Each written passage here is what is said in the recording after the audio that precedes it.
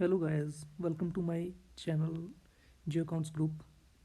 सो हम इस चैनल पे एक बहुत ही इंटरेस्टिंग सीरीज ला रहे हैं जिसमें आपको सभी के सभी H P S S C commerce से रिलेटेड एग्ज़ाम्स के जो भी एग्ज़ाम हुए हैं उसके क्वेश्चन पेपर आपको मैं यहाँ पे सॉल्व करके दूंगा। ठीक है।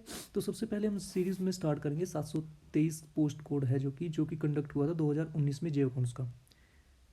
इसमें देखिए पैटर्न रहता है हमारा 100 उस टाइम था 170 क्वेश्चंस। ठीक है। और 15 नंबर की होती थी डॉक्यूमेंट वेरिफिकेशन, जो कि चेंज होके अब पूरा का पूरा 100 नंबर का पेपर है और 200 क्वेश्चन उसमें शामिल हैं। ठीक है। तो हर एक क्वेश्चन कितने का है? 0.5 का, जिसमें कि कोई आपको नेगेटिव मार्किंग नहीं है। और रहता है इसमें वो है अपना पैटर्न जो है 120 क्वेश्चन जो है कॉमर्स के हैं, प्लस 80 क्वेश्चन जो है वो जीएस के हैं। तो एक जीएस भी इसमें काफ़ी अच्छा रोल प्ले करती है। आपको दोनों चीज़ें स्ट्रॉन्ग करके लेके चलनी पड़ेंगी। चलिए स्टार्ट करते हैं फिर। इसका एक पार्ट आज मैं लेके आऊँगा, बाकी बाद में। पहला क्वेश्चन है हमारे पास, which is the first step in internationalization process. ठीक है। ये पूछ रहे हैं कि इंटरनेशनलाइजेशन प्रोसेस का जो है वो कौन सा पहला स्टेप है। इसमें दिया गया है लाइसेंस, फॉरेन इन्वेस्टमेंट, एक्सपोर्ट्स और इम्पोर्ट्स। तो इंटरनेशनलाइजेशन तो हमारी स्टार्ट होती है लाइसेंस, जब हम किसी को लाइसेंस देंगे तभी तो वो इंटरनेशनलाइजेशन हो पाएगी ना। तो इसका आंसर होगा ए, लाइसेंस। उसके बाद नेक्स्ट क्वेश्चन है, company such as coca cola, Disney have achieved growth through. मतलब इनको ग्रोथ कब से मिलना स्टार्ट हुई? इनको भी ग्रोथ तभी मिलना स्टार्ट हुई जब हमने लाइसेंस इनको दिया यहाँ पे बिजनेस करने का। ये सारा उसी टाइम का है जब 1991 में एलपीजी आया था, उस टाइम का हुआ ये सारा। थर्ड क्वेश्चन है, management is a creative and process, systematic, continuous, long और नन ऑफ द अबव। तो इसका आंसर है B, continuous process. Management is a creative and continuous process. उसके बाद आगे आता है, which of the following function is known as the essence of management. Management का एसेंस कौन सा है? ठीक है। तो इसमें दिया हुआ है ऑप्शंस, प्लानिंग, ऑर्गेनाइजिंग, कोऑर्डिनेटिंग और कंट्रोल। तो इसका आंसर है कोऑर्डिनेटिंग, ऑप्शन नंबर सी। उसके बाद पूछ रहे हैं, विच of the following is not a type of informal group. Not a type of, words पे ध्यान दो, नॉट नॉट लिखा है कि इनफॉर्मल नहीं है। ठीक है। मतलब फॉर्मल ग्रुप पूछ रहे हैं हमारे से। इसमें ऑप्शंस दिए हुए हैं, interest group, task group, reference group and friendship group. तो इसका सही आंसर है टास्क ग्रुप्स। ठीक है। टास्क ग्रुप्स होते हैं वो फॉर्मल होते हैं, किसी कंपनी या कुछ भी बना है तो वहाँ पे टास्क ग्रुप जो होते हैं वो फॉर्मल ग्रुप्स होते हैं। उसके बाद आगे आता है, according to Abraham Maslow the most elevated type of need is.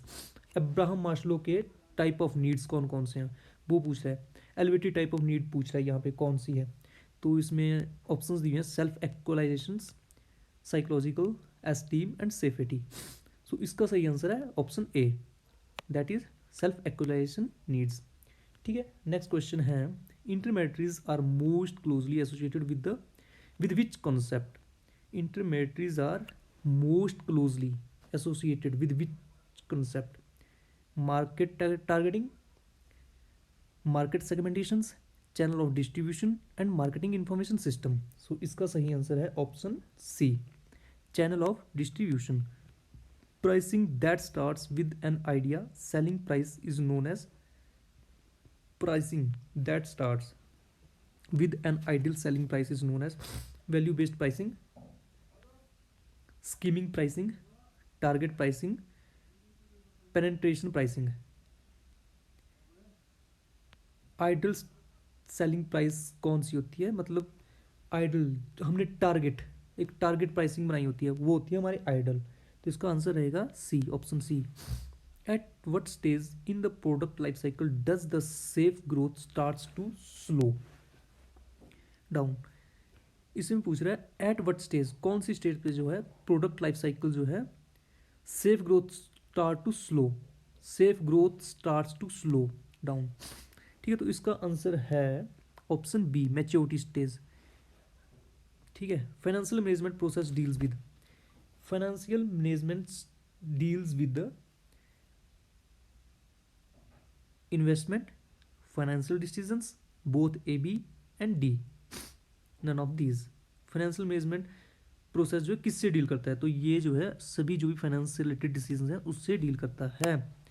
और नेक्स्ट क्वेश्चन है हमारा, which is specialized firm that finances young startup companies.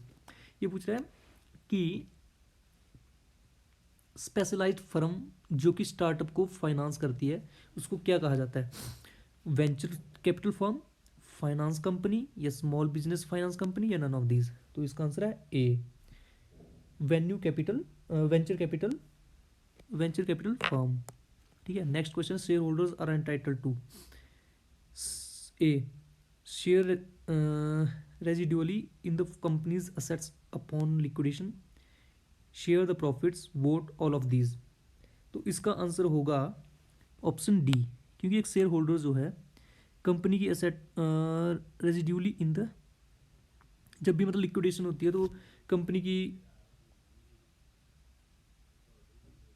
रेजिड्यूली in companies assets upon liquidation, और शेयर्स प्रॉफिट में शेयर लेता है, वोट लेता है, ये सारे जो होते हैं एक शेयर होल्डर को होते हैं वो उसके राइट होते हैं। ठीक है, नेक्स्ट क्वेश्चन है, internal resources of finance does not include. क्या पूछ रहा है, फाइनेंस के इंटरनल रिसोर्सेज जो हैं वो सोर्सेज जो हैं वो कौन से नहीं हैं इसमें से, ordinary shares, trade credit, better management of working capital, retained earnings.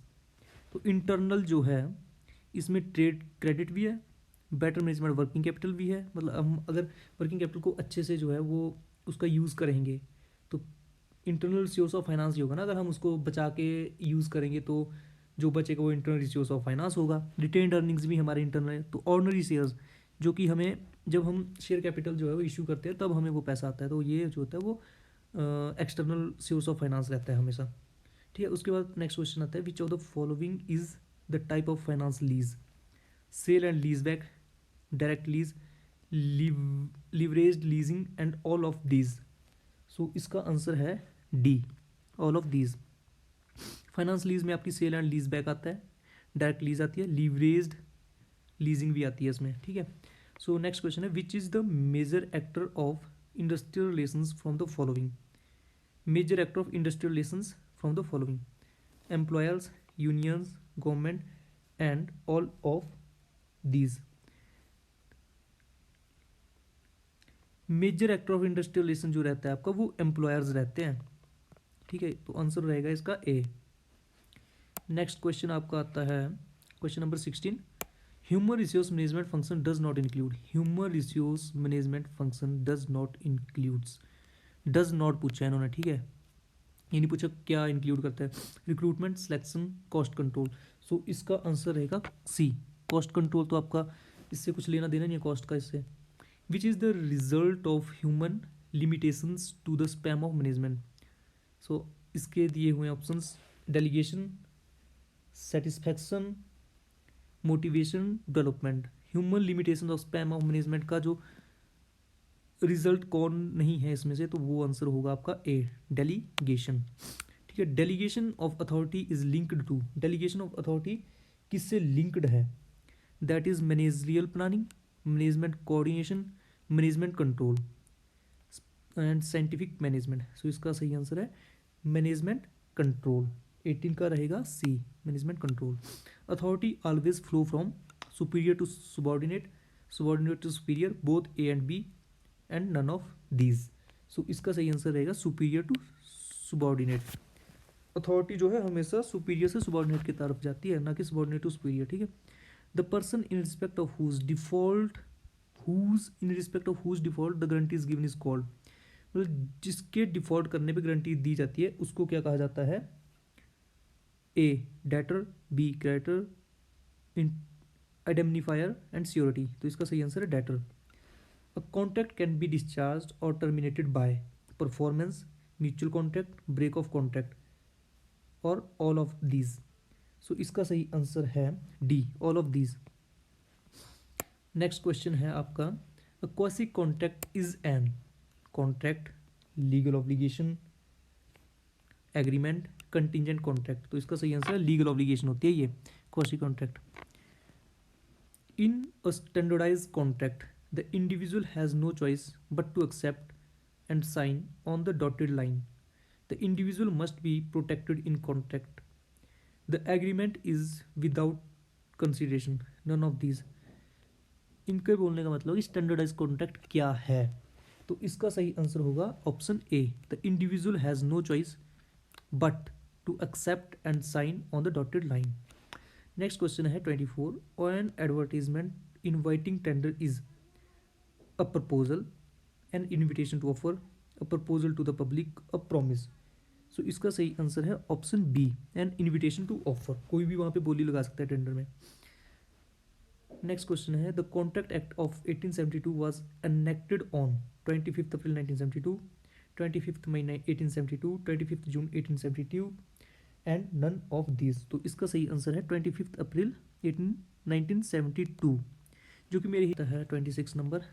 In a contract for sale of goods, the goods must be A, of a satisfactory size and shape, satisfactory to the buyer, satisfactory all involved in its sale, of satisfactory quality.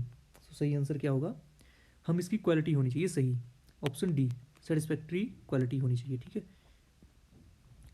Next question, which of the following section of sale of goods act 1930 deals with conditions and warranty. Condition और warranty से कौन सा section जो है deal करता है sale of goods act. Sale of goods act कौन से सन में आया था, 1930. ठीक है. सो इसके ऑप्शंस दिए हैं section 2, section 12, section 22, section 42. So सही आंसर है B, section 12. On which ground a partner may apply to the court for dissolution of a firm. मतलब कोर्ट में कब अप्लाई करता हो डिसोल्यूशन ऑफ फर्म के लिए. ठीक है. Insanity of a partner, misconduct of a partner, perpetual losses in business and all of these. तो इसका सही आंसर रहेगा डी, ऑल ऑफ दीज. ठीक है. नेक्स्ट क्वेश्चन है which of the following section of negotiable instrument act 1881 defines endorsement. Negotiable instrument act 1881 में endorsement कौन से सेक्शन में जो डिफाइन हुई है.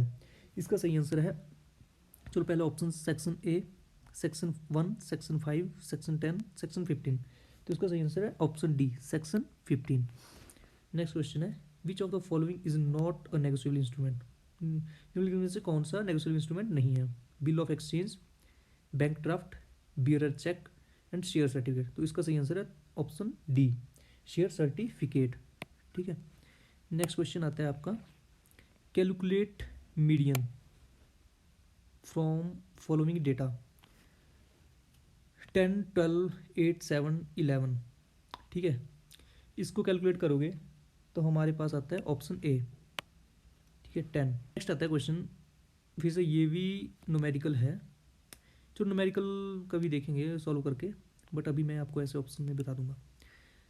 नेक्स्ट क्वेश्चन है the coefficient of variation of a series is 58%, the standard deviation is 21.2, what is the arithmetic mean. Arithmetic mean पूछा गया है यहाँ पे, आपको कुछ नहीं करना है, बस फॉर्मूला लगाना है और आपका आंसर आएगा 36.6. सॉल्व करके देख लेना आप. ये मैं तो यहाँ पे ओनली एक सीरीज़ लेके आया हूँ जिसमें मैं आपको ओल्ड क्वेश्चन पेपर और उसकी आंसर की बताऊँगा बस. सो नेक्स्ट क्वेश्चन है गिवन है हमारे पास explained variations 19.22, unexplained variation 19.70. So coefficient of correlation निकालना है हमें. इसको सॉल्व करके आएगा आपका ऑप्शन बी, 0.70. ठीक है. नेक्स्ट क्वेश्चन आता है typist A can type a letter in 5 minute, B in 10 minute and C in 15 minutes. What is the average number of letter typed per hour per typist. ठीक है. तो 34th का आपका सही आंसर होगा option A, 7.33. If X bar mean, median and coefficient of variations are 10, 8.72 and 24% respectively, find Karl Pearson's coefficient of skewness. इसमें बस केवल आपको फॉर्मूला लगाना है और उसको वैल्यूज पुट करनी है. आंसर आपका आएगा 1.6. नेक्स्ट क्वेश्चन है the mean of 20 observations is 5.1. By mistake 1 observation is taken as +7 instead of -7. Find the correct mean. Correct mean आप निकालोगे तो आंसर आएगा 4.4. नेक्स्ट क्वेश्चन आता है if a standard error of R for 25 pairs of observation is 0.05, find the probable error. Probable error का जो भी formula है उसमें पुट करो और आंसर आपके पास आएगा ऑप्शन ए, ठीक है। उसके बाद नेक्स्ट क्वेश्चन है, what is the Karl Pearson's coefficient of correlation if sigma X Y is equal to 40, N is equal to 100, sigma X square is 80 and sigma Y square is 20। इसका सही answer आपका आएगा option B 1। Geometric mean of 2, 4 and 8, geometric mean का formula लगाओ। 39 का answer आपका आएगा A 4। The present population of a town is 28,000, it increases at the rate of 5% per annum, what will be its population after 2 years. Population पूछिए 2 साल बाद क्या होगी। 40th का आपका आंसर होगा सी 30,870। Consumer protection act does not apply, consumer protection act जो है इसमें से किस में जो है अप्लाई नहीं होता है। 41 का D government hospitals. Learn stands from 42 का होगा, ऑप्शंस देख लेते हैं पहले। Liberalised exchange rate management system, liberalised economic related management system, liberalised establishment rate management system, none of this. So इसका सही आंसर होगा option A liberalised exchange rate management system. Next question आपका आता है, the legislation dealing with black money is FEMA, money laundering, both A and B and none of these. तो इसका सही answer है C both A and B. Environment protection act was passed in which year, 1985, 84, 86, 87। तो इसका सही answer है 44 का C 1986। Fund means current assets, current liabilities, working capital, none of these. सही आंसर क्या है आपका 45 का A current assets. FICCI was founded in which year, इसका सही आंसर होगा 1927 A. Standard costing works on principle of cost, span of management, exceptions, D है आपका ऑल ऑफ दीज। तो 47 का आपका होगा एक्सेप्शंस, अपवाद पे। Which is the best form of goodwill, goodwill का बेस्ट फॉर्म पूछा है इन्होंने। तो rat goodwill, cat goodwill, rabbit goodwill, dog goodwill. तो इसका सही आंसर है cat goodwill, option B. Depreciation under the diminishing balance method on a machinery of 10,000 at the rate of 10% per annum during 3 year will be. तो diminishing balance method आपको यहाँ लगाना है और यहाँ पे पूछा कि डेप्रिसिएशन कितनी होगी, ना कि उस मशीनरी की वैल्यू कितनी रहेगी। तो डेप्रिसिएशन का अमाउंट 3 साल का आपका कितना आएगा 49 का ए 2,710 रुपीज़। नेक्स्ट क्वेश्चन आपका आता है question 50, under which section of companies act 2013 a private company can convert into public company. तो इसका सही आंसर क्या होगा, option A 14, option B 45, option C 54, option D 64। तो 50 का सही आंसर है ऑप्शन ए 14। ठीक है गाइस, तो अभी हम यहीं पे इस सीरीज़ को रोक रहे हैं। नेक्स्ट सीरीज़ जल्दी ही अपलोड किया जाएगा। इसका अगला जो पार्ट है 50 क्वेश्चन में हमने आज कर लिए, 50 या 100 नेक्स्ट में करेंगे। मतलब धीरे धीरे मैं ले आऊँगा पूरा मतलब आपके पास। तो thank you guys, best wishes for your exams.